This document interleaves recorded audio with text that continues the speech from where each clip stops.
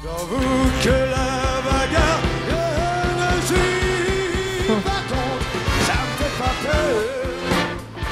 La bagarre. Stéphane Blakowski, Stéphane, un hôtel new-yorkais a tiré les leçons de l'affaire DSK. Toutes les femmes de chambre de ce palace ont pris cette semaine des cours de kung-fu pour pouvoir se défendre face aux clients trop pressants. C'est vraiment efficace ? Ah bah j'en sais rien Guillaume, faudrait faire une enquête quand on est journaliste, c'est ce qu'on fait.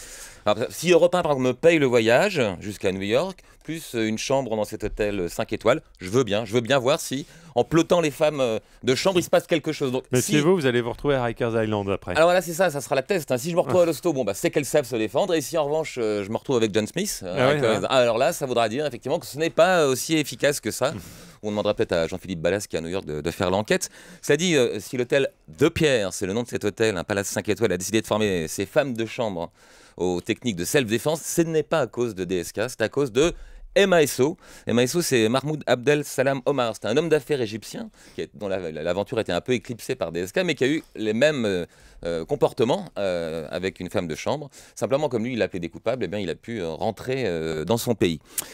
Du coup, histoire de protéger son personnel, l'hôtel De Pierre a donc décidé, au départ, il aurait pu installer un bouton d'alerte dans toutes les chambres. C'était ce que réclamait une partie du personnel, mais ça coûtait une fortune cette histoire. Donc, ils se sont dit que apprendre les arts martiaux au personnel, ça coûterait sans doute un peu moins cher. Puis, vu que la formation n'a duré qu'une demi-heure, ça coûtait encore moins cher. Est-ce que c'est efficace ? On ne sait pas. Vous savez que Bruce Lee pesait 60 kilos et il aurait pu casser un d'eux des gars comme David Douillet. Enfin, ça, maintenant, il faut voir. Qui attend hors du studio, ne l'énervez pas.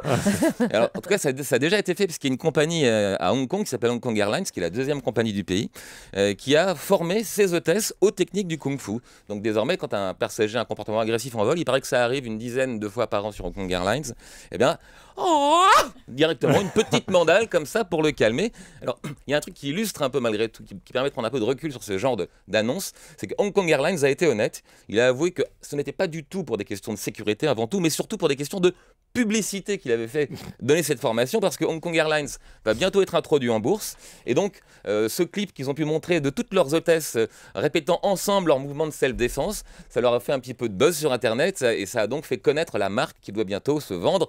Il n'est pas exclu que l'hôtel et le palace de Pierre aient eu le même réflexe. En tout cas, ça peut quand même marcher, puisque Hong Kong Airlines dit que récemment, sur un vol Hong Kong-Pékin, il y avait un homme de 90 kg un peu éméché. Eh bien, une hôtesse de 55 kg a réussi à lui mettre le nez sur la moquette et à le calmer direct. On avait le choix. Soit on apprend aux hommes à bien se tenir, mais ça, c'est quasiment impossible.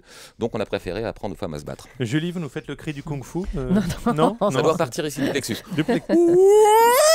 Oui, merci Stéphane.